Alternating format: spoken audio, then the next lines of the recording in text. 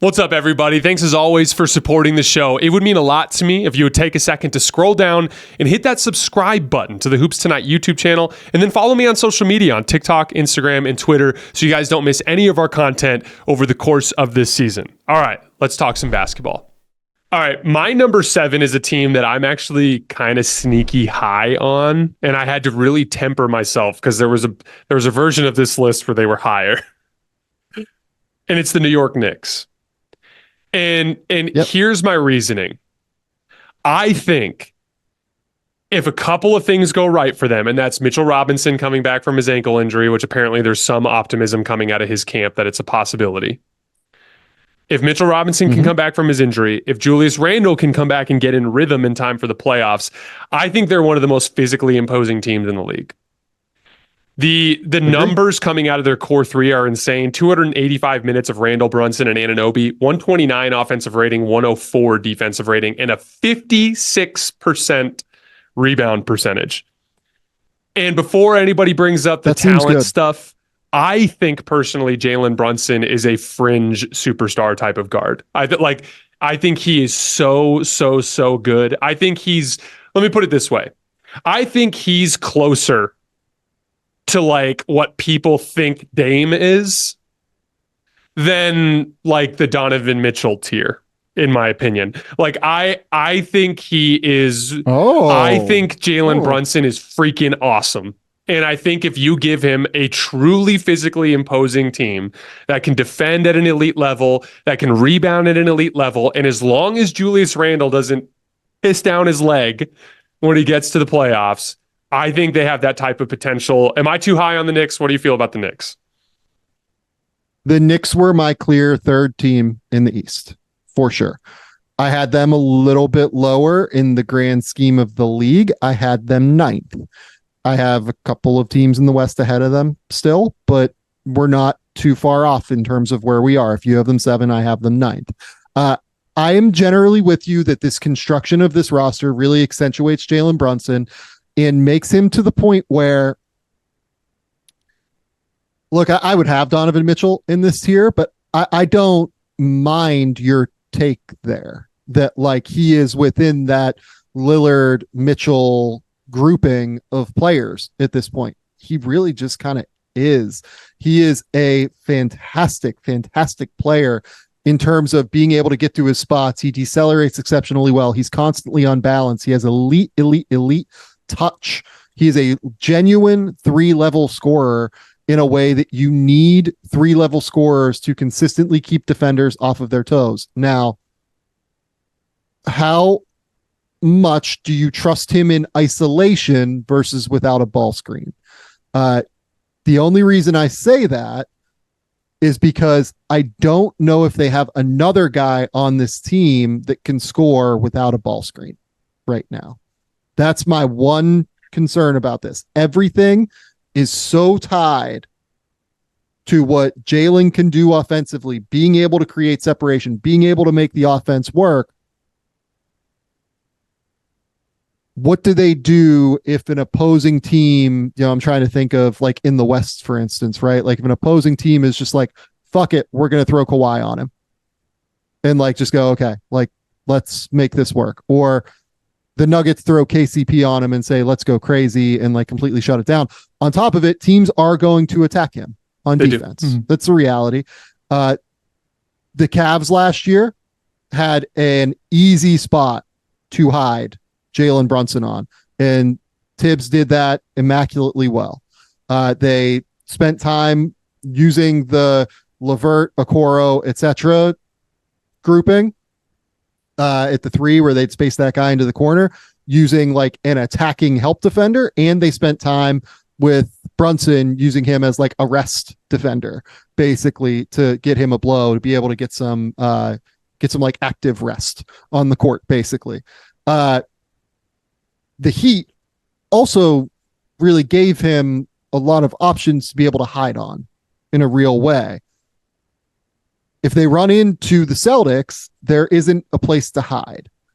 If they run into the Bucks, there are probably places to hide. I would say, like, you could hide him on Patrick Beverley and be fine. You could hide him on Andre Jackson, on Jay Crowder, whoever. But in the West, I think there are many fewer places to hide on Jalen Brunson. So I agree with you on offense. I think Brunson's a bit worse defensively than what Donovan Mitchell is, and that causes a few issues for them schematically. They are total ass kickers if they're fully healthy. OG Anunoby is a stud playoff potential player. Hasn't really shown it yet in the playoffs, but like I think that will come. I think it will happen at the highest level. Like you said, Mitchell Robinson is kind of the key for me. I love Isaiah Hartenstein. I think he is, again, another one of the most like underrated, impactful players across the entire league, but they need 48 minutes of just being like total ass kickers on the glass, not just 24, I think, to be able to make a run.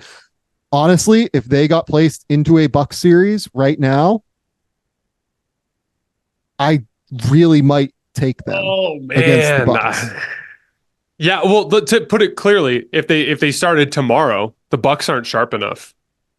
But for the record, if they start tomorrow, the Knicks aren't healthy. To the playoffs, so like it's tricky. But like, I look, man, like I literally sit there and I think, okay, like if they're healthy, they have such a clear top five in the sense that it's like literally Dante DiVincenzo has been one of the best spot up players in the league this year, and he's a good point of attack defender who brings physical ball pressure, like that. Brunson, DiVincenzo, OG, Julius, Mitchell Robinson. That's just a really good basketball team. That's an interesting thing to put him against Milwaukee, because Milwaukee is like one of those teams that's just so far from their potential at this point. But that to me is the case. Is like the case, we talked about the Suns a minute ago. If the Suns started their playoff run tomorrow, they would have to beat Denver 4 times out of 7. And then after that, they would have to turn around and beat Minnesota 4 times out of 7. And then after that, they'd have to turn around and beat Oklahoma City probably 4 times out of 7. And then after that, the Clippers. Yeah, most likely the Clippers. And then if they won that, they'd have to turn around and most likely beat Boston or somebody like that 4 times out of 7. There's just, in the Eastern Conference, to your point, they're third. Like in all likelihood, if you're ranking the teams. I think so. So like it's really like if the Bucks don't materialize, you physically bully the Bucks, you get it done, then you go on and it's like all we have to do is beat Boston and now we're in the finals. It just seems like a more achievable path. They have a lot of ways. Mm-hmm. They have a lot of ways to cause problems schematically from Milwaukee in that series. You could throw OG Anunoby onto Giannis. You could use Julius Randle to guard Brook Lopez, shooting in the corner, whatever you want to do, get late contests, etc. You can also then use your big Isaiah Hartenstein, Mitchell Robinson onto whoever the help defender, player is. You can't do it if it's Malik Beasley out on the court, so they probably have to play Beasley in those circumstances. But if you're playing Beasley, then you have a real schematic offensive advantage on the court. So let's say it's Beasley, you put, honestly, like I don't know if I would put Randall on him. They run Beasley off of a lot of actions. There are different ways schematically that like you can really cause problems for them in terms of lineup constructions, in terms of different things, because you have the Anunoby factor now who can throw 30 minutes onto Giannis, and he won't stop Giannis, but he's strong enough, physical enough to at least make him work, slightly reduce Giannis's, effectiveness over the course of the series, especially when you have a help defender at the center position there waiting as well. You can just get late contests on Brook Lopez threes at that point, and you'd be pretty comfortable, I think, if you're the Knicks. The more I talk about this, the more I think I would take the Knicks in a series specifically against the Bucks right now. I think I would too. But it's only because of the fact that like there's still so much theoretical with the Bucks. But then I feel bad saying that because like literally the entire Knicks front court is injured right now, like all 3 guys. So no, I know, like it's all theoretical. Like everything about this exercise. I do think you can run out of bodies, though. I think there could be a point where it's like, okay, we have somebody that's way too small to guard OG Anunoby on him right now. Like I think they present. I think they're a difficult team to match up with physically. And by the way, Mitchell Robinson We talked about the Evan Mobley stuff. Mitchell Robinson also just kicked their ass on the offensive glass in that series. Like Mitchell Robinson is a 100%. Real playoff mismatch problem for a lot of front lines in the league. I'm just really high. I'm just really high on the Knicks.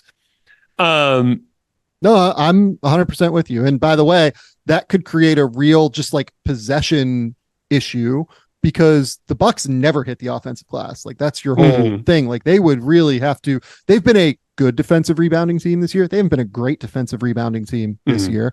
They would really have to control the defensive glass in that series in order to win that series. And if they're in rotation nonstop too, as if they can't contain at the point of attack and Giannis and Brook are always in help, then no one's matched up on the back line. So like thinking about it, like offensively there, you put Giannis on Julius Randle, assuredly, and then you have Brook be the help man. And then what? You're then throwing like Andre Jackson, Malik Beasley, Damian Lillard on Jalen Brunson. And Middleton's on OG, and OG's bigger and stronger than Middleton. Yeah. They have a real look. Like again, the Bucks have the two best players in that series, in my opinion.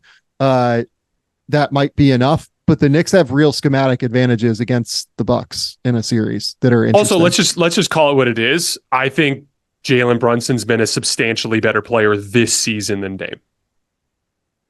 I agree. I agree with that wholeheartedly. But yeah, at least two of the top three. But the Knicks are interesting to me. Yeah. I think they're dangerous.